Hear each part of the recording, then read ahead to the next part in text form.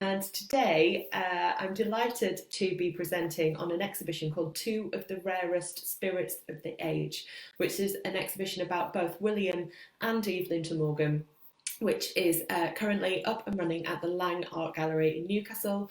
Obviously, and very sadly, the doors had to close of this exhibition just 4 days after we'd opened it due to the coronavirus pandemic.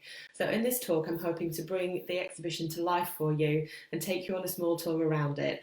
And so hence the new technology. Instead of it just being me talking, I'm going to try and take you through some images. So here we are up in lovely Newcastle on a gorgeous day when I was up there installing the exhibition William and Evelyn de Morgan, two of the rarest spirits of the age. And what you can see in this wall design, which would be the first thing that you'd see as you walked into the museum, is the idea that the subtitle of the exhibition is a quote. It's a quote by someone called Sir Edward Poynter, who was at the time he said it the president of the Royal Academy of Arts. So for someone to be so high up in the art world and to regard these two artists, husband and wife duo, William and Evelyn de Morgan, as two of the rare spirits of the age, what we really wanted to do is use this opportunity as this exhibition, as an opportunity to unpack that a little bit and try and get to the heart of what it was that Poynter was saying. He'd known Evelyn de Morgan, the young female professional artist, since her time at the Slade School when she was just starting out as an artist there. The Slade School was an amazing art school that opened on the same terms for women and men, meaning that she could study life drawing classes there, which she did. And Edward Poynter was her tutor there. He was the first first head of the Slade School of Art before going on to become president of the Royal Academy. So he'd known the artist for a very long time. And I think it is intriguing that someone like that, who saw particularly Evelyn's career move as it did as she developed and as she got older, to say that about her. What did he mean? What did he mean that she was a rare spirit? And that's exactly what we get to the crux of in this exhibition. So the first text panel that you see as you walk in is an introduction there to the De Morgans and to the art world that they were growing up in. And I won't just read that to you because that's maybe not so exciting. But basically it gets to the heart of these two artists. They met when they were a little bit older, and they were both very well established artists in their own right at the time that they did. William was a ceramicist, mainly, but also a designer. He designed furniture in stained glass previously to starting out on his ceramics career, and he was 45 when he married the 32-year-old Evelyn de Morgan. She was a little bit younger, but still quite an older age to be getting married, particularly in the Victorian period. And she was very well established as a professional artist in her own right. She was already exhibiting and selling at exhibitions at the Grosvenor Art Gallery and at the Liverpool annual exhibitions, and in Manchester as well, by the time she met and eventually married William. So two brilliant artistic talents coming together, and not necessarily working together, we don't think they ever did, but certainly supporting each other in their artistic careers. So here we go. The first artist that we deal with in the exhibition and understand what it was that made him a rare spirit is William de Morgan. And you can see on the wall here we have a lovely reproduction of a painting by his wife Evelyn of him, which was painted in 1909. Much earlier than that, and next to the painting, we have these Islamic arches, which is a tile panel that was produced by William a little bit later on in his career, and it shows lots of the different elements that he put together. So it uses tiles, it uses pattern making, it uses symmetry, structure, perspective, all these different elements in artistic creation that he learned throughout his career. So it's a lovely image to start with because it really puts these ideas in one's mind as you walk around the rest of the artwork, which looks like this. So this is the biggest gallery of the two, and what's been brilliant is to have so many different showcases to show off a full range of William's ceramic work on plates, vases, chargers, and on the wall panels as well, which are on the walls all around the William de Morgan Gallery. A piece of mine that's been a real favourite to include in the exhibition has never been on public view before, and it's this drawing for parrots, for a parrot tile panel by William de Morgan. And something that I really wanted to talk about and to really sort of hammer home, I suppose, is the idea that William was a designer first and foremost, rather than a potter.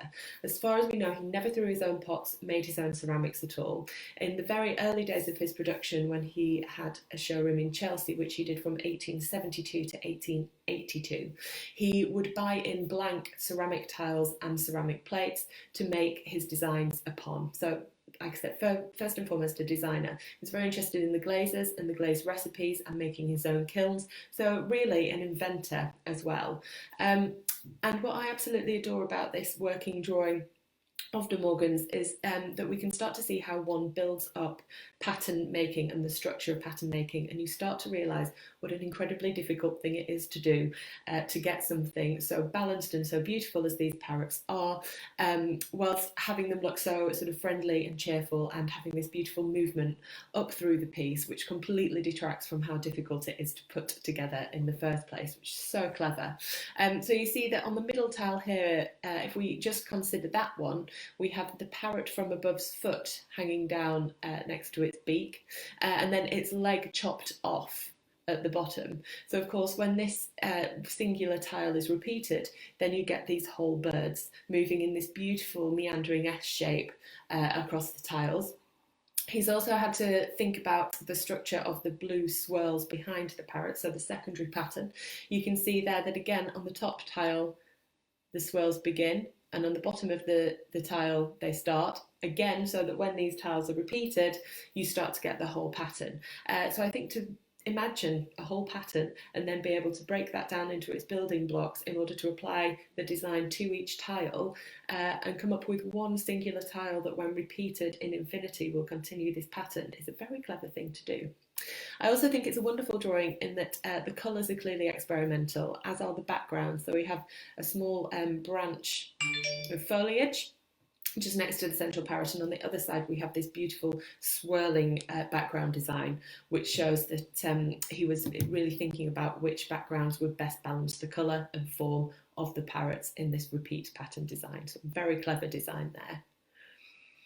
What we've done is display it next to a much later and much more complex design using parrots, just to show off the full range of De Morgan's ability. And I think in understanding the complexities of pattern design in that very simple, minimal, early design, you then look at something like the double parrot panels next to them, and you can really start to think that, you know, how rich his knowledge and understanding was of pattern making in order to make something as ambitious as that. So here we have one singular tile which is on display in the exhibition, the dog rose tile, and you can see here that this is actually a very early De Morgan design. He met William Morris in 1863 and began designing stained glass alongside Morris & Co. For the first 10 years of his career. He also made some furniture and designed furniture. When he eventually got into ceramics, he, in the very early stages, did create some Morris designs on ceramics for him, but very soon started creating his own. And you can see in this image, if you're aware of the work of William Morris, these great big chintzy floral fabrics and wallpapers, that this tile would have looked absolutely lovely around your fireplace inside your Morris interior, and that is exactly the point of it. In his early years in Chelsea that I mentioned, De Morgan was actually living in a terraced house, so his space was very restricted. And he had to rely on buying in blank tiles to decorate rather than having the space to make his own. So this tile is an example of his use of shape, so understanding the square structure of the tile and being able to decorate that to build up these patterns. Excuse me. We also have some plates on display from this early Chelsea period. Two blue and two red. They're in a cabinet next to each other to show off his different range of colours. What I really love about these plates is that they're actually exactly the same plate. Again, these blanks that have been bought in for him to decorate. And he's managed to make them look so completely different that you don't even really see the form of the plate, and certainly don't notice that they're the same because the designs have distracted from that so much.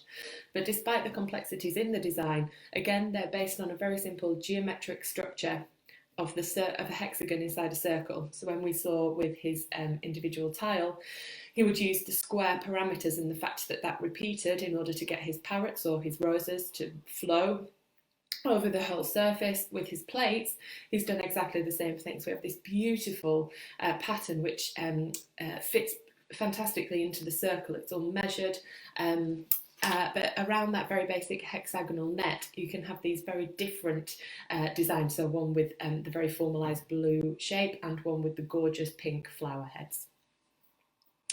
On display next to that, we have these two wonderful swans which show off De Morgan's interest in symmetry and in mathematics. So William's father was the first professor of mathematics at University College London, and De Morgan was definitely inspired by his father. He once went on to claim that Euclid's Elements Book 1 was the most enchanting novel in literature. So to think of someone sitting down and reading quite heavy text on linear geometry is quite amusing, but it also shows how much he favoured using geometry to underpin his designs. And here in these two lustre glazed plates, we have two designs based on symmetry, but very different. So one is rotational symmetry, where you see the swimming swans going around and around the plate as that plate was rotated, and on the right-hand side, we have the crowned swans. These beautiful creatures that are quite bizarre, quite fantastical, but their regularity and the beauty, I think, of the design is underpinned by the fact it has a line of symmetry, linear symmetry, down the middle, making the whole thing seem a lot more balanced. We know that De Morgan was interested in birds from an early age. His mother kept very precise diaries of his time in the nursery and commented in that he would read Bewick's Birds with quite a lot of enthusiasm. This is a 17th century study by Thomas Bewick of birds of Britain, and here we've been able to display an original first edition copy of that book next to the bird plates it was inspired. So we see here the swan next to the swan plates, which has been a lovely thing to do in the exhibition at the Laing.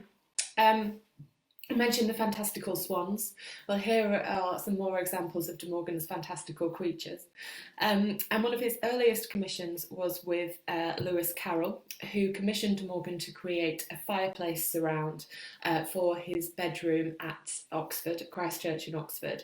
The fireplace is still there. As Lewis Carroll lived out his time in Oxford, he was surrounded by these fantastical creatures, and it seems that both these artists and the writer had a real interest in that.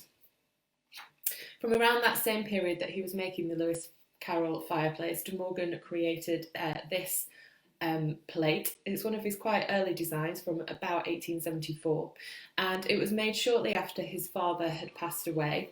The creature on it is the Ouroboros, a creature from mythology, and you can see there it's a dragon-like creature eating its own tail, said to represent infinity.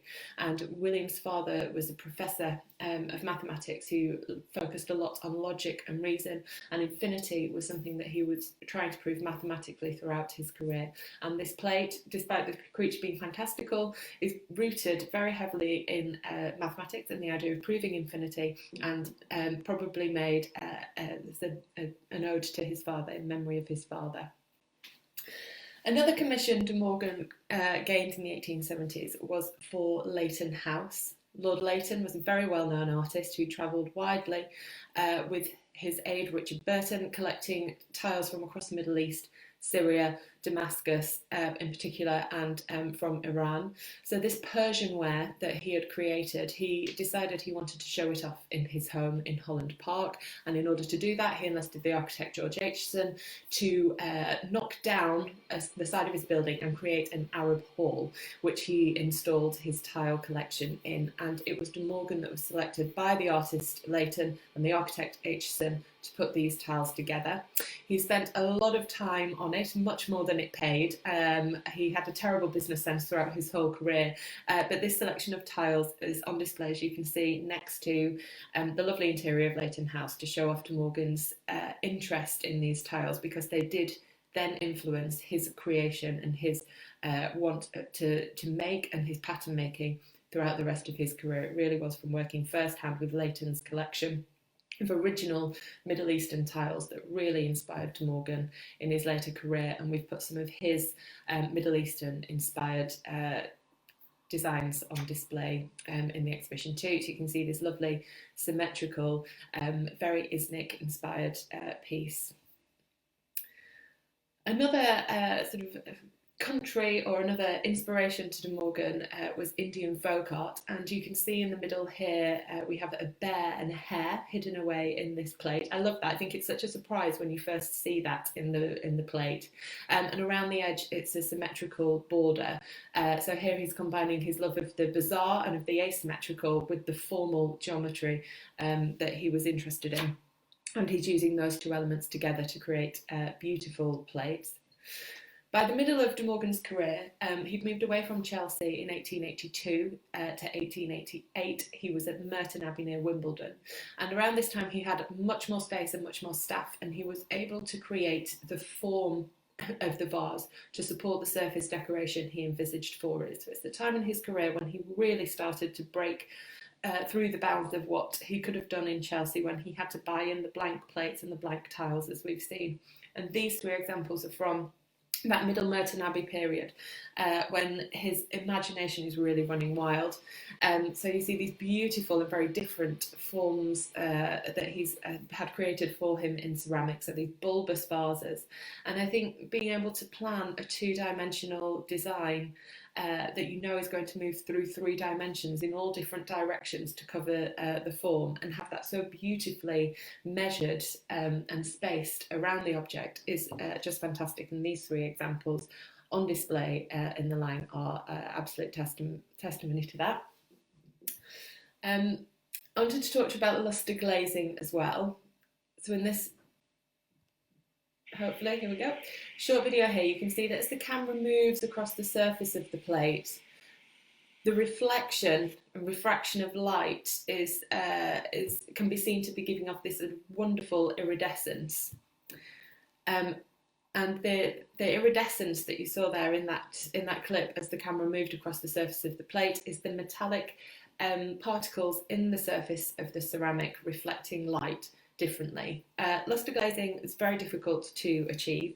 In some very basic terms, it involves adding a glazed paste made of either copper or silver oxide to the surface of a ceramic and firing that at a critical temperature in a kiln starved of oxygen, which causes a chemical reaction to leave either the silver or copper particles on the surface of the ceramic. It was a technique that was an ancient technique. We think it began in Syria and Iran in the 9th century before moving to Egypt and eventually arriving in Europe by the 16th century. De Morgan is widely credited with reinventing that technique and being an absolute expert at it, and some of the objects we have on display really show off his fantastic lustreware, which you can see there, and it's something that he really battled with throughout his career. So again, we see him not as a ceramic artist or as a potter, but as an inventor, someone who looked at this technique on ancient artifacts and sought to fill it with new vigour and to really experiment with how it was made and created and come up with these absolutely stunning objects. A real highlight of this exhibition for me has been the fact that we can display the backs of the ceramics. They're equally as beautiful as the fronts, and I think this is sort of really gets to the heart of the fact that De Morgan was in the arts and crafts movement, with these artisans who really wanted to shun the industrial and the mass-produced and create beautiful, unique pieces, and in decorating the backs differently to the fronts and using a huge range of different motifs and designs. De Morgan was able to do that and to adhere to these arts and crafts principles. So we go on to Evelyn De Morgan. She married William in 1887, and as I said at the beginning, she was already a very well established artist in her own right by that time. Her work is phenomenal, and there are so many different elements to all of her pictures that it's actually every painting in itself that makes her a rare spirit. And that it was quite difficult to put together in this exhibition with our limited space and the limited pictures available to choose from. But what I wanted to do was really focus more on her 20th century artwork. I think her work in the 19th century has been written about very widely. Her interest in spiritualism, aligning her with the pre-Raphaelite movement, and talking about her as an aesthetic artist. And that's exactly what the first part of the exhibition does. So you're greeted by the wonderful night and sleep in the middle there, which was one of the earliest pictures that she created in 1878. It was exhibited at the Grosvenor Art Gallery, which was a huge gallery that was sort of established by artists in response to the stuffier Royal Academy, so that these avant-garde artists could show off their new aesthetic scheme. Aesthetic artists sought to create beauty above anything else, and you can see this painting in the middle here is incredibly beautiful. But what makes Evelyn a rare spirit, I think, throughout her career is that she will always work around what people expect, but then fill it with her own socio-political agenda. And in this picture, Night and Sleep, what you can just about see is that the figure of Sleep is scattering poppies across the bottom of the page, which of course were a symbol of death, and aligning sleep and death in that way in this picture really starts to show off what her symbolist ideals were, in that she believed that the spirit would ascend through life and through the body simultaneously before being emancipated upon the death of the body. So the painting to the right hand side of that, The Soul's Prison House, again fulfills her mission. It's another earlier painting, that's from 1883, where we see this female figure entrapped and imprisoned in a room, just as the soul is imprisoned in the body, before the eventual release and emancipation of the soul in later life. So even from her earliest stages of her career, when she was vying to be a commercially successful artist, and succeeding in that as well, she had to paint these pictures which fitted in with a visual lexicon that people expected to see and wanted to buy into. But she was always able to sort of infill them with her own ideals. When you walk through the door into the Evelyn de Morgan gallery at the Laing, one of the first pictures you see is Lux in Tenebris, which is here on the wall. I think I've got a better picture of that. So a very apt painting, I think, for the times that we're living through. Light in the Darkness is the translation from the Latin title of this picture. And we see here this young woman bursting through the darkness, through this crocodile-infested swamp that is sort of in the middle of nowhere and not particularly inspiring, coming at us in these rays of light, holding an olive branch of peace to promise to us that there is something better out there and something more that we can be hopeful for. And Evelyn de Morgan lived through some really quite difficult times. The industrialisation of society, the increased secularisation, and then the Boer Wars from 1899 to 1902 that really deeply affected her before the start of the First World War in 1914. And this section of paintings that sort of follow this one and this style of painting that she was making around the turn of the century, this painting gives an indication of what is to come. And even though her paintings focus on these horrendous episodes that we were all going through, the common theme that they all have is one of hope and one of eventual reconciliation of all of the horrors that are going on to something brighter and something better. And I think that is really a message that I hope you take away from this talk, particularly, like I say, through the times that we're living through at the moment. Another incredibly important painting in the Rare Spirits exhibition is this very colourful one and very large one that sort of takes all the limelight really in this exhibition. You can see here that it's a figure, a floating female figure. She represents Our Lady of Peace, which is the title of the picture. Surrounding her are these winged putti or cherubs, and kneeling before her is a soldier or a knight in full armour ready to go off into battle. It was painted in 1907, so it's probably a response to the horrors of the Boer War that she had witnessed. And again, we're not seeing the soldier here as an instrument of fighting or of destruction, but his hope that he can help bring eventual peace. And again, the title Our Lady of Peace is suggestive of that. This picture was painted in Italy before it was shipped back to London when the De Morgans finally left Italy, which they'd lived in for 6 months of the year since 1893 to escape the cold London winters. And when, like I said, they finally left in 1914 for the last time, this picture, along with others from Evelyn's studio, was shipped back over to the UK. And this went into an exhibition she held in her studio in 1916, the Red Cross exhibition, in which she sold paintings to raise funds for the Red Cross.